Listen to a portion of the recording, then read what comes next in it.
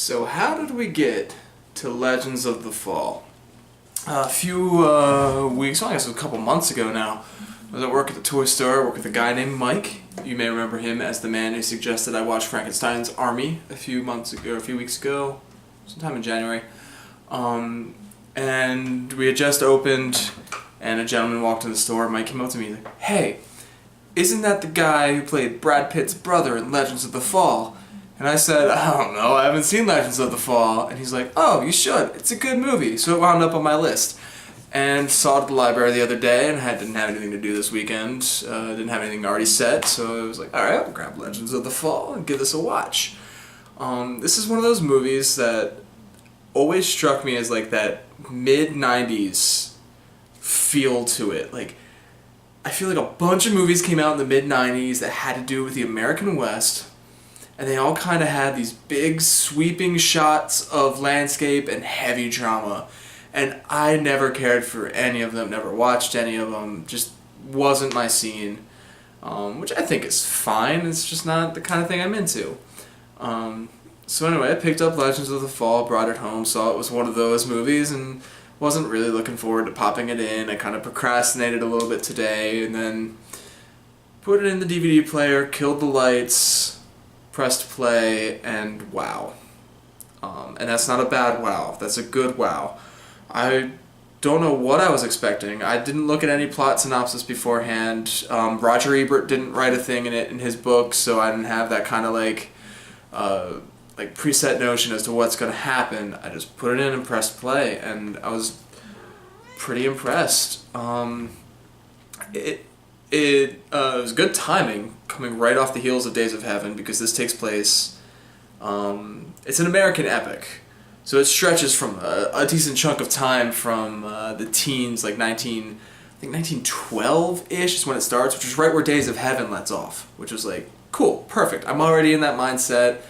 Early 1900s US, let's do it. And it stretches from there until the last shot takes place in the 60s, but about the mid-20s is where the story kind of ends.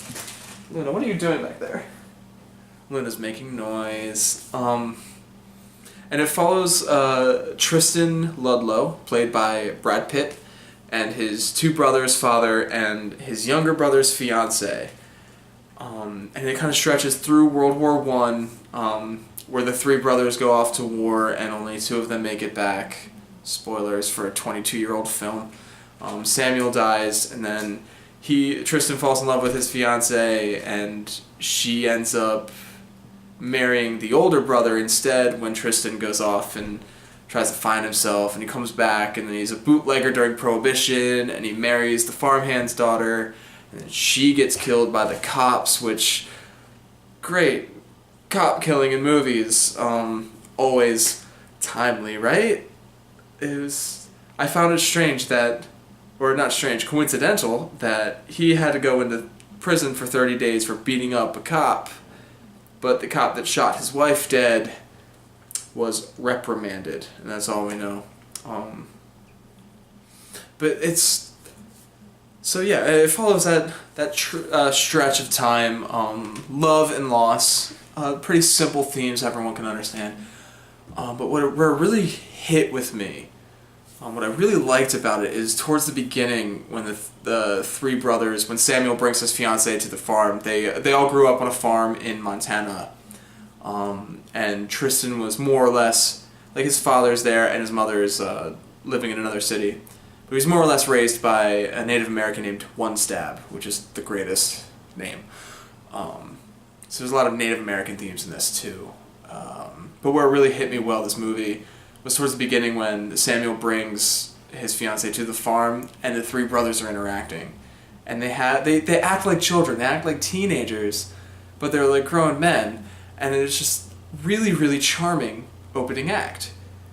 So that really makes it hit when Alfred goes into politics against his father's wishes and kind of is estranged from the family, and when Samuel dies, it feels more realistic, it feels more emotional, because the opening chunk was so well put together, and it really made you feel for these brothers and this family and their whole history as a family in Montana. Very, very good film. I read after the fact, it got some mixed reviews, which is understandable. The score is cliche. It's the one thing that started pulling me out a little bit during this movie. It was a little cliche, like the swelling violins and orchestral score would come in at the right moments, and it's almost as if the movie's like, you're gonna feel sad now because the music says you're gonna feel sad now. But I guess I felt sad in those scenes, but it wasn't just the music. Like, Pitt's performance was phenomenal, and this was like a groundbreaking role for him. I mean, everyone's talking about The Revenant right now and how Leonardo DiCaprio wrestled a bear. Well, Brad Pitt did it in '94. Kinda stuntman, but still. His performance was great. Anthony Hopkins is incredible. There was like one scene where I thought he was like chewing the scenery a little bit, but his character has a stroke about midway through, and just everything about him changes after that point, but it's still phenomenal. It's really, really good work on his part, and Aidan Quinn is great, as well as Alfred, the older brother. So some great performances, beautiful cinematography, Oscar-winning cinematography. My dad goes to Montana like once every year or two to work on missions, so it was like really cool, even though this wasn't filmed in Montana, it was filmed in Alberta somewhere, but still like, oh man, that scenery is just gorgeous, and it really makes me want to go out into the wilderness a little bit and get out of the city. But yeah, so yeah, hidden gem, if you will, totally off my radar for 20 years, and hit me like a brick tonight. It was a really good watch. A little on the long side, it's about 2 hours 15. But it didn't feel like it dragged at all. Like I would have preferred to have taken a break and then gone and done something else and then come back to it. Like, I don't think anything needed to be cut out, but it was just like, it's like 2.5 hours of my life now is going to be to this movie. But maybe that was just me beforehand thinking that, because I was like, I don't know if I'm going to like this. But I did, so I'm happy I watched it. I'll recommend it. Yeah, check this out. Legends of the Fall. Tomorrow, I'm looking at a suggestion from my lovely fiancée. I once said that I was doing this to get out of my comfort zone with movies, so she recommended I watch The Joy Luck Club. So that's tomorrow. We'll see how I feel about this one. Definitely off my radar for a long time.